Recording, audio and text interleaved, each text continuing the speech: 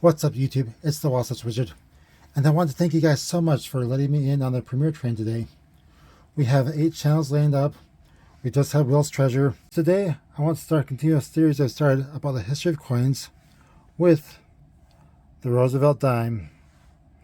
I know, this dime is so common, you probably never gave it second thoughts, have you? But the story behind it is crazy, and the more I dig into it, the crazier it gets. So let's dig into this.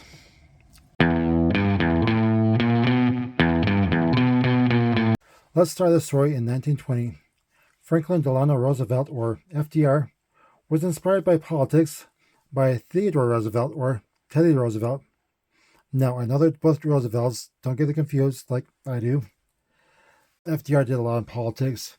He was in the New York Senate. He was a U.S. Assistant Secretary to the Navy. In 1920, FDR ran for vice president with someone else, but FDR lost his election bid. It's actually a good thing that FDR lost, because following the election that August, he started getting sick. The sickness got worse and worse. His legs started getting weaker and weaker until he was paralyzed from the waist down. At first his legs were numb, then they became so painful it hurt to have bed sheets on them because the weight was too heavy of a simple bed sheet. Just having a light breeze blow across his legs was agonizing. He couldn't even pee or poop. He was sick for weeks, then months. He came within inches of death. At some point during this, he was diagnosed with infantile paralysis at the age of 40. So today we know as polio. He was sick, within inches of death. But eventually his health improved. He got better and better until he had his health back, but he was still paralyzed from the waist down. So he spent years trying to regain the use of his legs, and tons of money. He hired all these specialists, all the special therapy. He even bought a boat and rigged it up specially so that he could lower himself into the water and have some water therapy.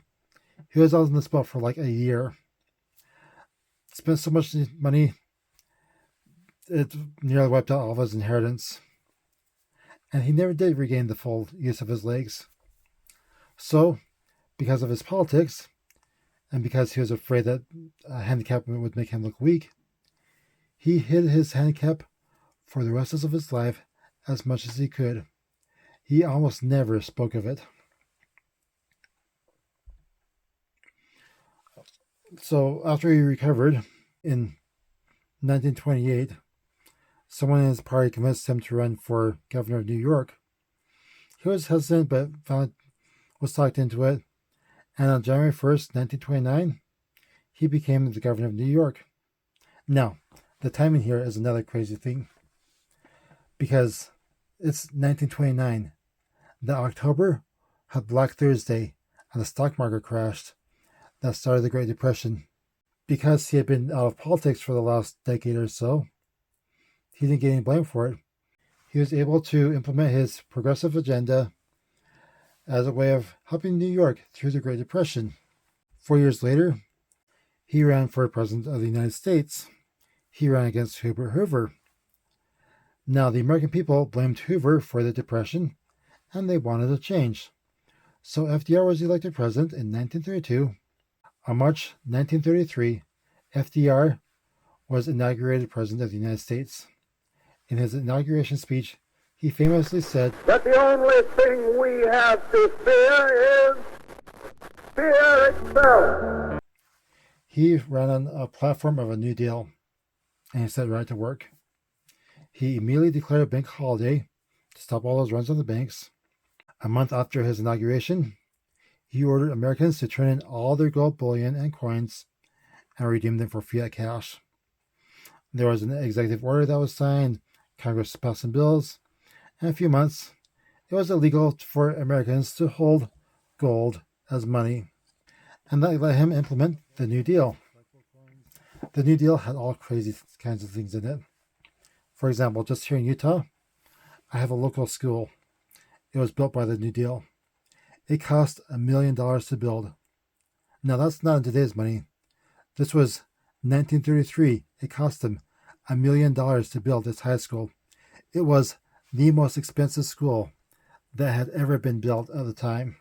On the other end of the spectrum, I also know of people. There's this outhouse in rural Utah I actually know of. It was built by the New Deal. FDR had this civilian conservation corps where these people were hired to go into rural Utah, rural America, not just Utah. And they would do all these kinds of infrastructure projects like outhouses, those were used at the time, other things.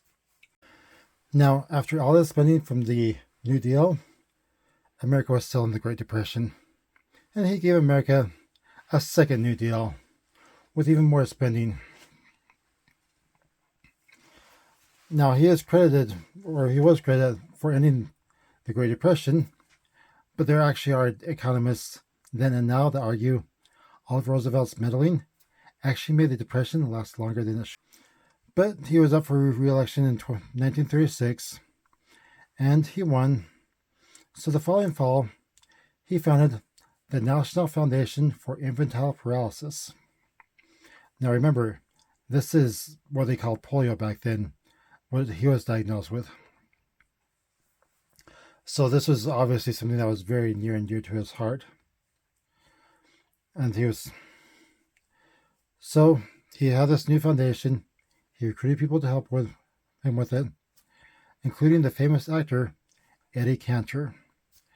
Now, Eddie is important here because Eddie came up with his fundraising campaign of the March of Dimes. He even said, let's do this, have people send in dimes to the White House. It's the March of Dimes to the White House. And he had all these advertising spots. In one spot, he said, nearly everyone can donate a dime or multiple dimes. And if a million people send in just one dime, then we'd have $100,000. You can lick infantile paralysis with the March of Dimes. So begins the March of Dimes to defeat the dread enemy of children. And Shirley Temple, as America's most famous child, puts in her 10 cents. This campaign was a major success. It brought in millions of dollars for Roosevelt's foundation. Near the end of Roosevelt's second term, trouble was brewing in Europe. Hitler was gaining power. In September 1939, Britain and France declared war on Nazi Germany, and World War II officially started. The American people were still worn out from the First World War. They didn't want to join another war. But there was a growing political support to help our allies and stop the spread of fascism. Now, there was an unwritten rule in American politics set by George Washington that a U.S. president should only serve for 2 terms and retire after that. Initially, Roosevelt indicated that he wouldn't run again, but some things happened and somehow he just wound up on the ballot again. Really weird story there. And his opponent, Wilkie, criticized him of all this waste for the New Deal. Not only that, Wilkie claimed that FDR was secretly planning to join World War II. Well, on November 5th, 1940, FDR became the first person to be elected U.S. president 3 times in a row. But FDR decisively won a 3rd term. Actually, it was a little less decisive than his last 2 wins, but he won. FDR's 3rd inauguration was January 1941. 2 months later, Congress passed the Lend-Lease Act, which basically said the U.S. will stay neutral, but FDR could send all the help to Britain that he wanted, including, lethal aid like weapons of war. That shouldn't cause any issues, right? Well, the debate continued whether or not the U.S. should join the war. But that December, the decision was made for us. Japan bombed Pearl Harbor, and we entered World War II. FDR saw us to the end of World War II, where he teamed up with other world leaders, including the famed economist John Maynard Keynes, to figure out how to build after the war. And they gave us even more new Easter eggs, like the International Monetary Fund and the Bretton Woods Agreement. It's almost like a great reset of the world financial system. Weird. Anyway, after that, FDR won a 4th term. But we have a late bulletin. Here is a flash. President Roosevelt passed away this afternoon at Warm Springs, Georgia. This afternoon at his little white pine cottage atop The Pine death of Mountain. Franklin D. Roosevelt in his 63rd year at his home in Warm Springs.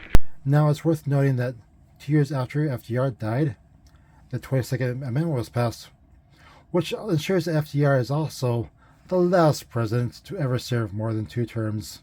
10 years after FDR died, we just discovered a vaccine for polio, largely due to funding from FDR's foundation, and polio was eradicated. Then this whole foundation is built around polio, has some internal turmoil, and eventually they came out with a new name, the March of Dimes. So, that's a long, crazy story. And how the heck did FDR wind up on our dime? When I started this, I was told that it was just because FDR was so loved. He got America out of the Great Depression. He got America through World War II. And people loved him so much that they just had to put his portrait on there. And the only controversy was whether or not the dime was big enough to accurately portray this great man. But then the more I looked into it, the more controversy I found. America didn't really use presidents for coins back then. Yeah, we've got Lincoln. He'd been on the penny for a while. Jefferson was on the nickel. Washington was on the quarter.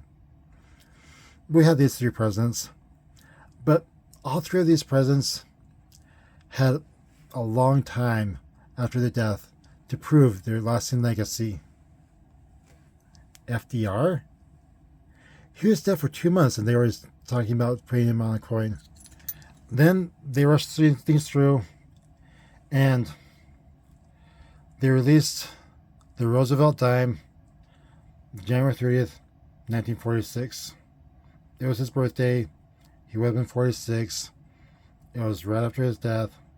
To look at the actual dime here, on the obverse or head side, you have the bust of FDR.